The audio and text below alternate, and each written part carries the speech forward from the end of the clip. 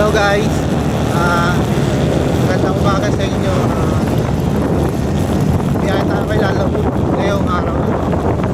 Biyaya ko, medyo basa ako ulan kasi malakas ang ulan sa taas Mananyas. Kaya nandito tayo sa Kawit.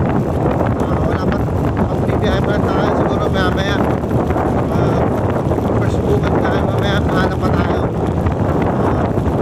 Medyo mahirap, medyo mababa ang pero nilalabog na. Tsaga-tsaga na kasi sakali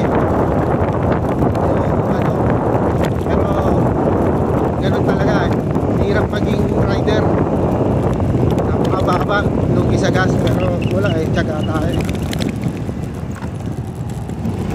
Dito tayo sa Tuklong Awit.